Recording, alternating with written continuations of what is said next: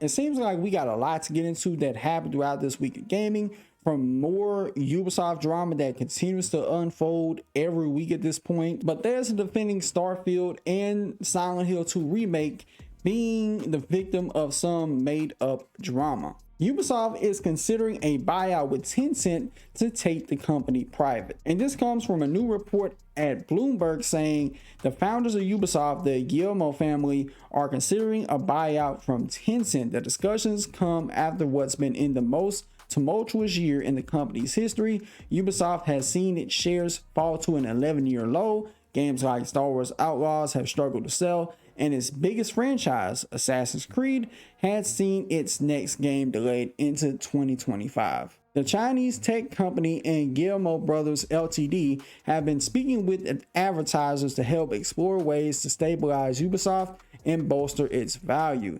It said that one of the options on the table would involve taking the company private. That said, talks are at an early stage with no certainty then an agreement will be reached. Tencent and the Guillemot family are also considering other alternatives, which this led to Ubisoft officially responding to said buyout rumors. And this official statement was first shared with Eurogamer saying, quote, Ubisoft has noted recent press speculation regarding potential interest around the company. It regularly reviews all its strategic options in the interest of its stakeholders and will inform the market if and when appropriate. The statement continues, the company reiterates that management is currently focused on executing its strategy centered on two core verticals: open world adventures and games as a service native experiences. And Tom Henderson did point this out, saying it is important to stress that Tencent and the Guillemot family are rumored to be considering the buyout.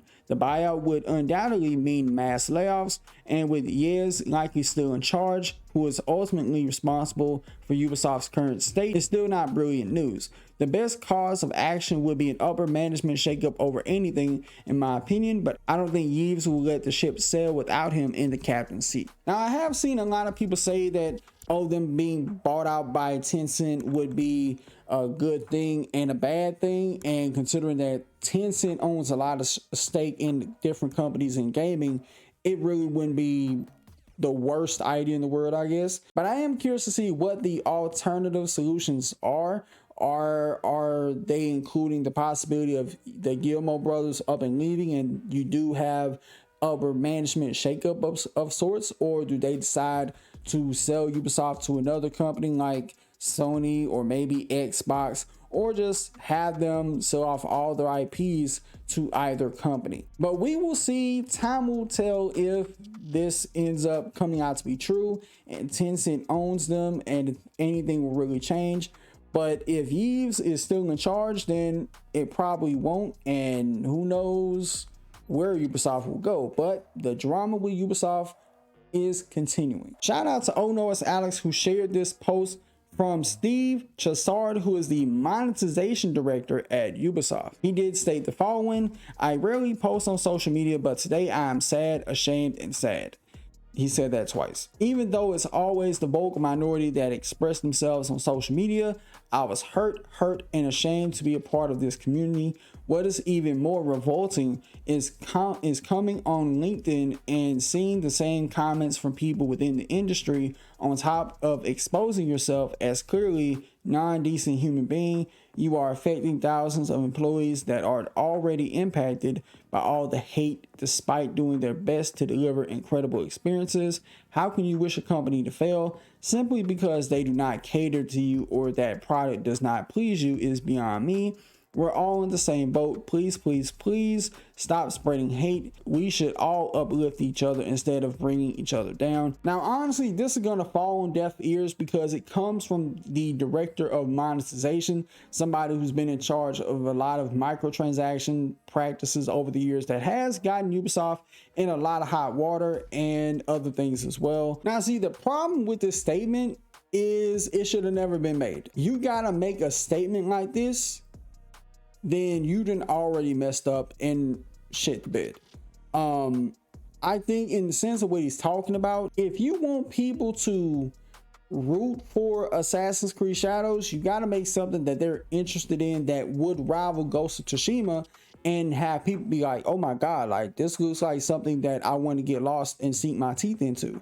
Hell, if it was like that, this game would have never seen a delay. So I'm kind of looking at this like, yeah, whatever, buddy. There has been a few updates regarding a couple remakes at Ubisoft, one being the Splinter Cell remake and the Assassin's Creed Black Flag remake. It's reported that with the Splinter Cell remake, that it is making progress despite the rumors that said that it's been quietly canceled. According to Insider Gaming, they have learned that the game is being developed under the codename North. In addition to the codename, sources have confirmed that the game is being built in the Snowdrop engine. Previous Splinter Cell games used Unreal 2 and 2.5.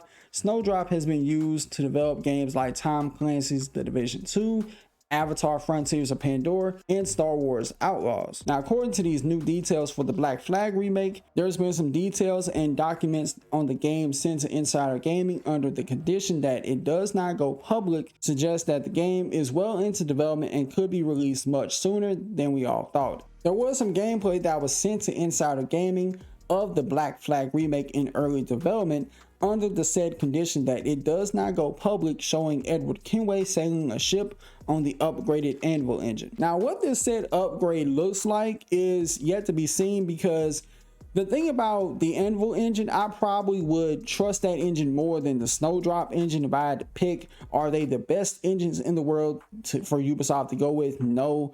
But at least for Anvil, they know how to get the faces right in most aspects, not all. But with the Snowdrop engine, it really had a hard time getting some of the face models right in the Star Wars Outlaws game. But it wasn't really shown to be that much of an issue with the Avatar game. The faces in that game look pretty good, if you ask me, well detailed.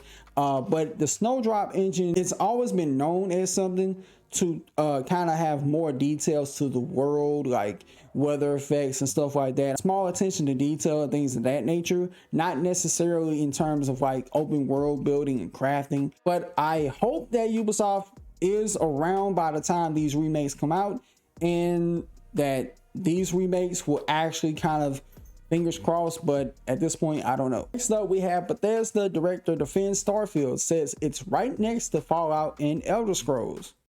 Oh, brother, this guy stinks! The quote reads, "It exists in a unique space. It might not be everyone's cup of tea. What is? We created a new IP from the ground up and an experience that is absolutely unique on consoles." And I'm not saying Starfield is better or worse than any other game, just different in what we offer. The weird Bethesda blend of immersion, action, and RPG. Now, even though Starfield did sell 13 million copies, which for a brand new IP is pretty good, it still had like somewhat of a mediocre reception. Like, people wasn't really high on how the game turned out, and people had every right to, considering how long they worked on this game, and that they stated that this was an idea over 20 years in the making. Moving on to some news with Silent Hill 2 Remake. Apparently, it seems that the game has a bunch of glowing reviews. A lot of people thoroughly enjoy it, and it seems like that Bloober team, based off of word of mouth at least, that they've kind of had their redemption arc to be fulfilled. Everybody was not really checking for this, considering that their last game was medium and people wasn't really too high on that, mediocre at best from a lot of people, and expectations were very low for this game and mild.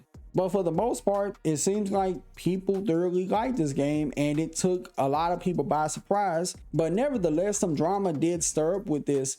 According to Kate Bush's husband, this reads, "The Silent Hill 2 Remake's positive reception didn't fit their narrative, so the anti-woke dorks had to vandalize the Wikipedia review scores. And I wish people would stop going to Wikipedia just to try to edit things to make it fit a narrative. That is so weird." And just to provide further proof, I think this is a combination of fanboys and anti-woke people editing all this just to fit whatever narrative that they want. And then a bunch more drama came with this, with a bunch of people randomly downvoting the game. Of course, naturally, I don't know that much about hit detection, and I care not to. I don't think whatever they've done should or can impact the sales of this game, because it seems like a lot of people are saying it's a good game, and I don't think nobody has any legs to stand on. Now, according to Charlie Intel, it's reported that Call of Duty Black Ops 6 campaign will require an internet connection